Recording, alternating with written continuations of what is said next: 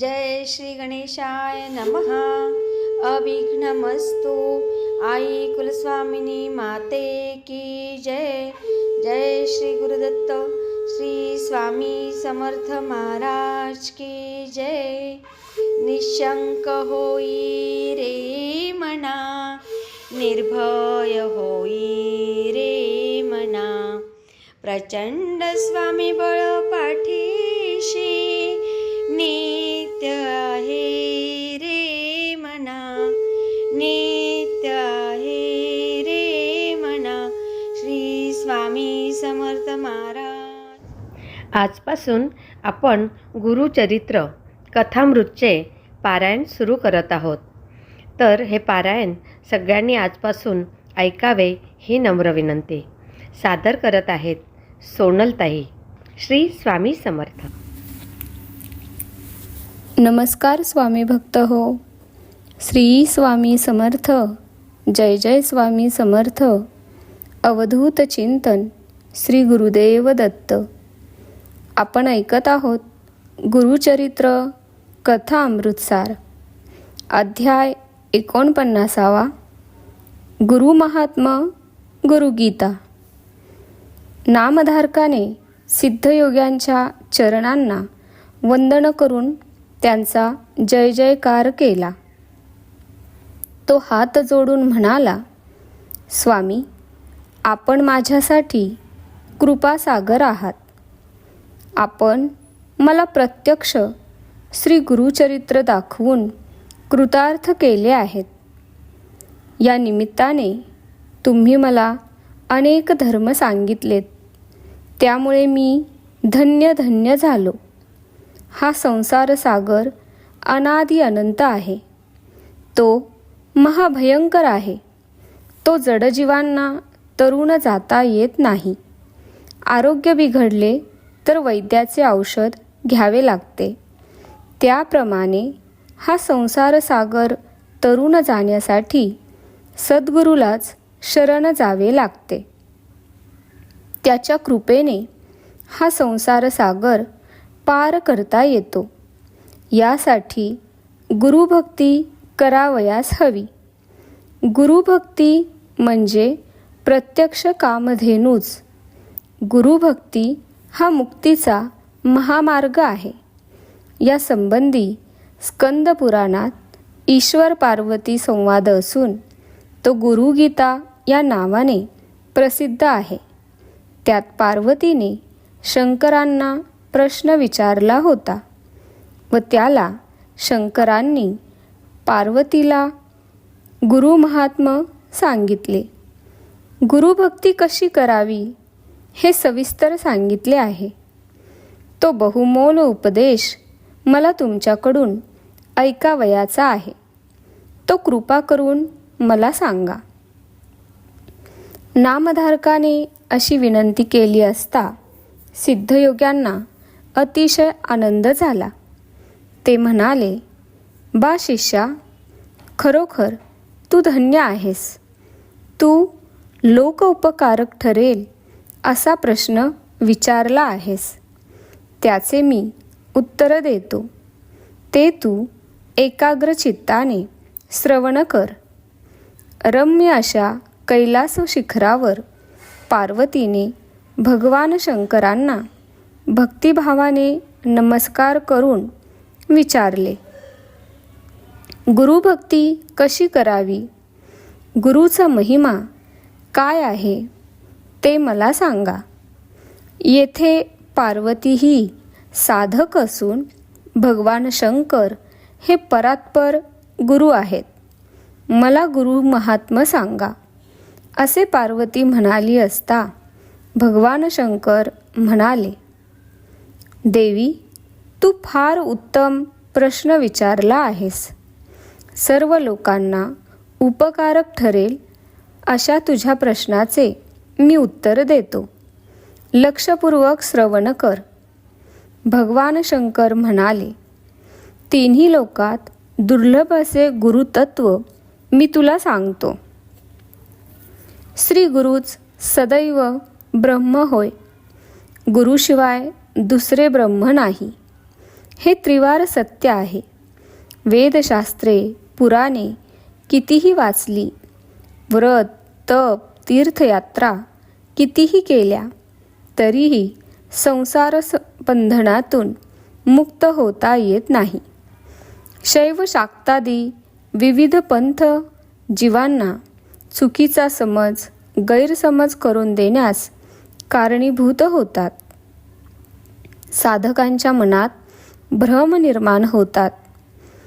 यज्ञ व्रत तप दानधर्म तीर्थयात्रा हे सारे करणारे लोक जोपर्यंत गुरुतत्व जाणीत नाहीत तोपर्यंत ते मूर्खासारखे भटकत राहतात. ज्ञानस्वरूप आत्म्याहून श्रीगुरु भिन्न नाहीत. आपल्या गुरुविषयी पूज्य बुद्धी श्रद्धा असली की मग गुरुभक्ताला दुसरे काहीही कर्तव्य असत नाही. म्हणून गुरुभक्ती प्राप्त व्हावी यासाठी साधकांनी प्रयत्न करावा. या देहात अज्ञानाने उत्पन्न झालेली जगन्माया गुप्त विद्येच्या रूपात राहते. आत्मप्रकाश किंवा आत्मविकासाने ज्ञानाचा उदय होतो. गुरु शब्दाने तो उदय दर्शविला जातो. श्री गुरुचरणांच्या सेवेने अंतःकरण सर्व पापातून मुक्त होते. त्यामुळे देहधारी जीव ब्रह्मरूप होतो. श्री गुरुचरण कमलांचे स्मरण करून चरणतीर्थ मस्तकी धारण केले असता सर्व तीर्थांमध्ये स्नान केल्याचे पुण्यफल साधकाला प्राप्त होते. विविध तपांतून मुक्ती मिळते. सद्गुरु चरणतीर्थ हे सर्व तीर्थांचे माहेर होय. श्री गुरुचरणतीर्थ पापहरक आहे. ज्ञानरूपी तेजाला ते अधिक प्रकाशित करणारे आहे. संसार सागरातून पार करणारे आहे. ते समूळ अज्ञान दूर करते. जन्मकर्माचे निर्वाण करते. ज्ञान वैराग्यासाठी ते प्राशन करावे. गुरुचरणतीर्थ प्राशन करून श्री गुरु आज्ञापालन हेच उच्छिष्ट भोजन मानून श्री गुरुमूर्तींचे ध्यान करीत गुरुमंत्राचा सदैव जप करावा. श्री गुरुचे निवासस्थान हेच काशी क्षेत्र. चरणतीर्थ हीच गंगा व श्री गुरु हेच प्रत्यक्ष श्री विश्वेश्वर समजावेत. श्री गुरुचे चरणतीर्थ हेच साक्षात गयातीर्थ. गुरु हेच गयेचा नित्य स्मरण करावे. गुरुनामाचा जप करावा. गुरु आज्ञा मनपूर्वक पाळावी. गुरुशिवाय दुसरी कोणतीही भावना मनात ठेवू नये. गुरु ब्रह्मरूप होय. ते गुरुकृपेनेच प्राप्त होते. म्हणून सदैव गुरुचे ध्यान करावे, चिंतन करावे. आपले घरदार, संपत्ती, विद्या, वैभव इत्यादींची आसक्ती सोडून द्यावी. गुरुशिवाय अन्य कशातही भावना ठेवू नये. जे अनन्य भावाने निष्ठेने गुरुचे चिंतन करतात त्यांना परमपद सुलभ असते. म्हणून प्रयत्नपूर्वक श्री गुरुची आराधना करावी. गुरुमुखी असलेली विद्या गुरुभक्तीशिवाय प्राप्त होत नाही. गुरु शब्दातील गु अक्षराचा अर्थ अज्ञानरूपी अंधकार. रु या शब्दाचा अर्थ ज्ञानप्रकाश म्हणजेच अज्ञानाचा नाश करणारे सगुण ब्रह्म गुरु होय. यात शंका नाही.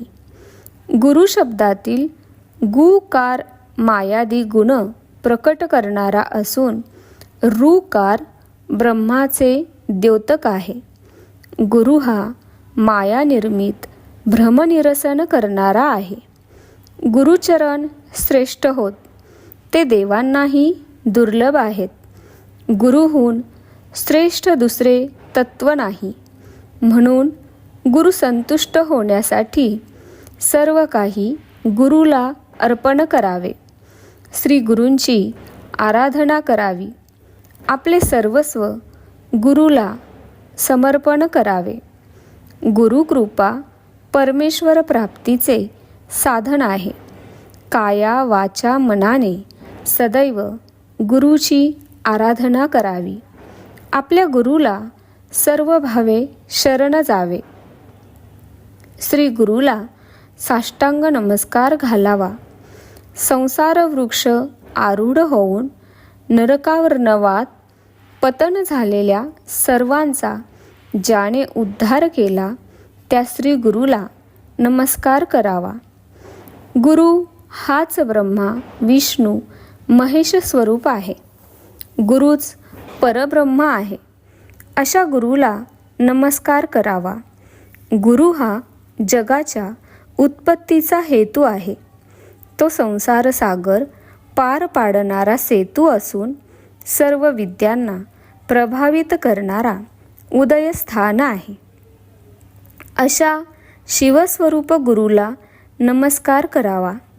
अज्ञानरूपी अंधाराने अंध झालेल्या जीवाच्या नेत्रांमध्ये ज्ञानांजन घालून ज्याने दिव्य चक्षु उघडले व त्याला आत्मस्वरूपाचा निधी दाखविला त्या श्री गुरुला सदैव नमस्कार करावा. गुरु हाच माता पिता बंधू आहे. या गुरुच्या अस्तित्वाने जगाला अस्तित्व येते. त्याच्याच प्रकाशाने जग प्रकाशते व त्याच्याच आनंदमयी स्वरूपाने सर्वजण आनंदित व सुखी होतात. जगाला अर्थ येतो तो गुरूंमुळे. जीवन सार्थ होते ते गुरुमुळे.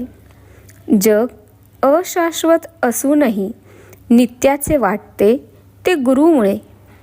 गुरु म्हणजे दैदिप्यमान आत्मसूर्य होय, ज्याच्यामुळे हे जग चेतन स्वरूपाने अनुभवास येते, ज्याच्यामुळे या विश्वाला सजीवता प्राप्त होते. जागृती, स्वप्न, सुषुप्ती इत्यादी अवस्था ज्याच्यामुळे प्रकाशित होतात त्या गुरुला नमस्कार. श्री गुरुमुळेच विश्व शिवाहून भिन्न दिसत नाही. तो पूर्ण अभेदयोगी असतो. जगाचे मूळ कारण सद्गुरू. गुरुचे कार्य जगतरूपाने भासते. गुरु म्हणजे कोणी व्यक्ती नव्हे. गुरु म्हणजे सर्व सामर्थ्यशाली शक्ती होय. गुरु हा अव्यक्त परमेश्वराचे व्यक्तरूप होय. श्री गुरूंचे चरण सुखदुःखादी द्वंद्वापासून होणारा त्रास नाहीसा करतात. सर्व आपत्तीतून ते तारून नेतात. शिव क्रुद्ध झाला तर गुरुस शरण करतो, पण गुरुच रुष्ट झाला तर आपला त्राता कोणीही असत नाही. श्री गुरुचरण शिवशक्ती रूप असतात. शिव आणि शक्ती यांच्या मिलापाने व्यक्त झालेले रूप म्हणजेच श्री गुरु.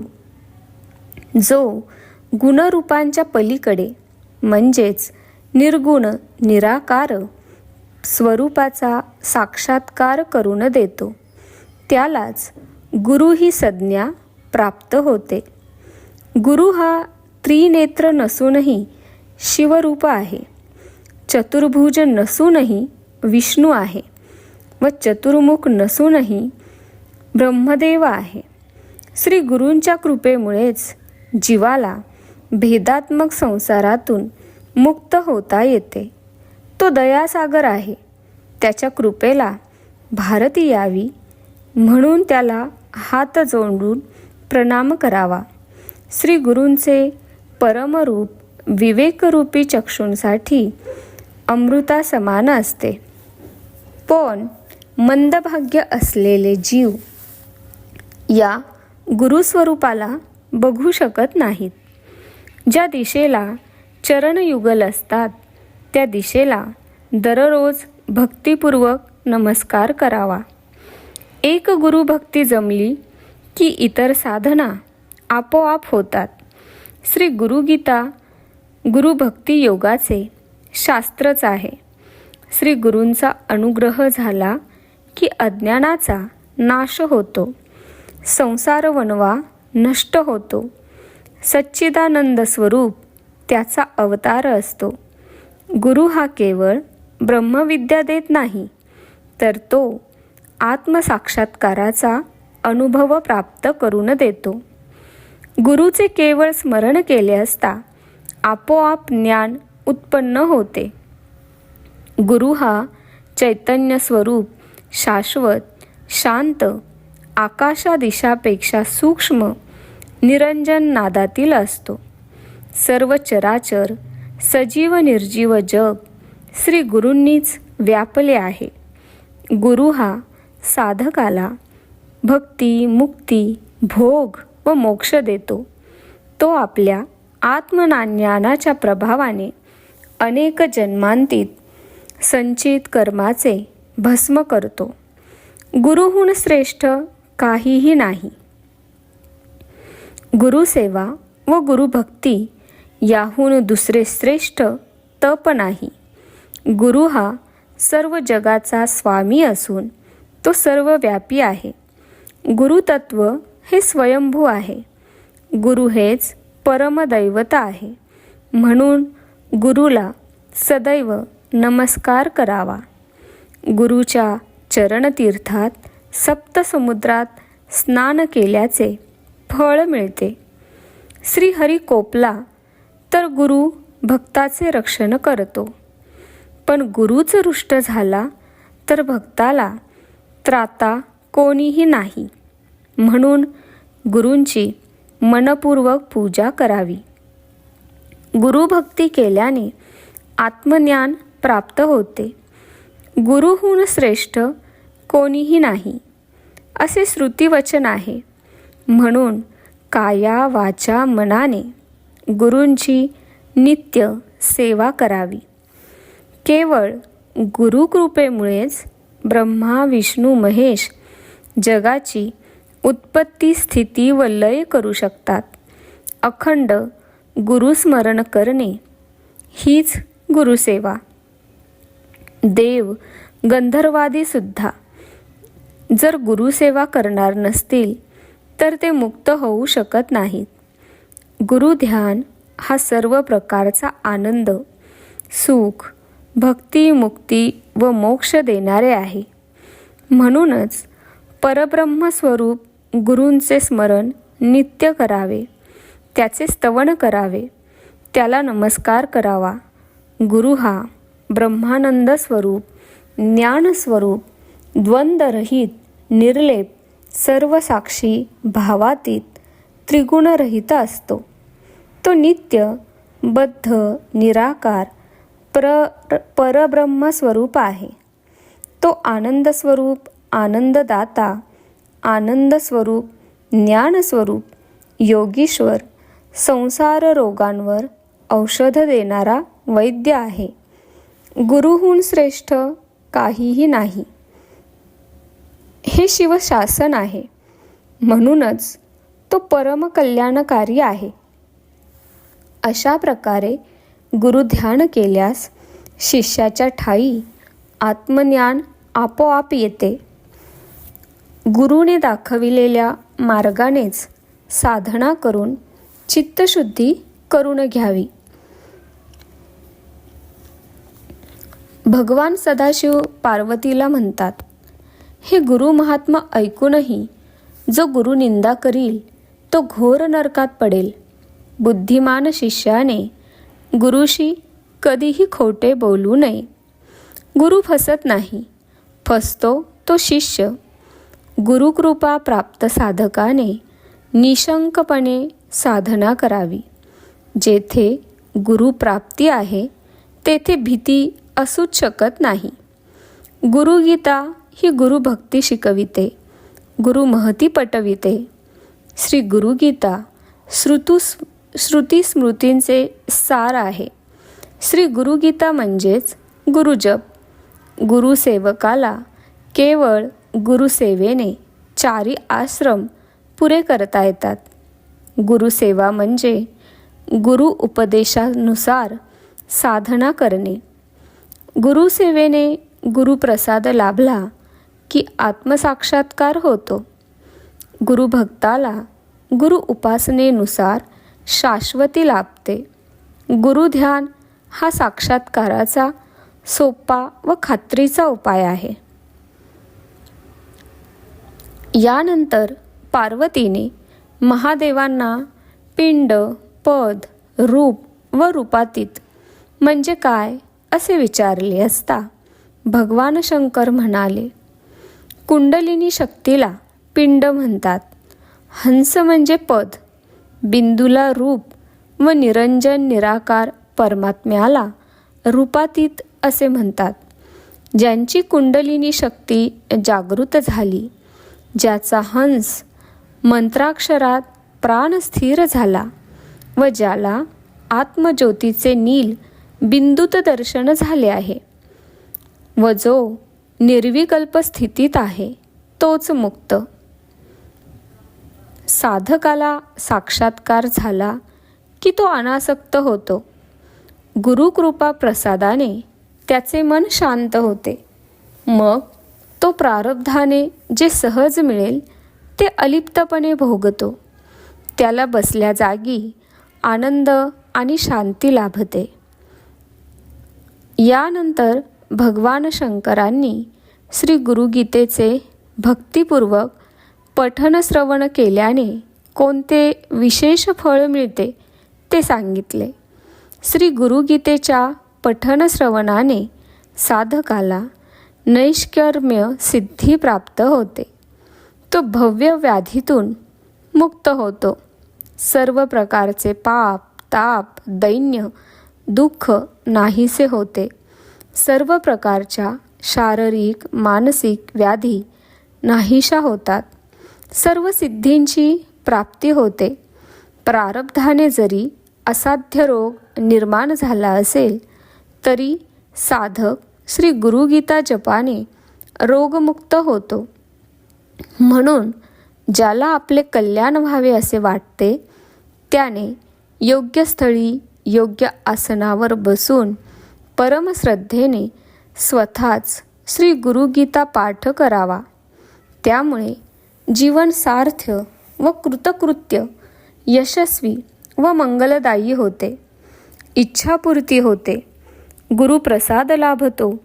श्री गुरुगीतेच्या जपाने साधकाला दीर्घ आयुष्य, आरोग्य, ऐश्वर्य, पुत्र, पौत्र इत्यादींचा लाभ होतो.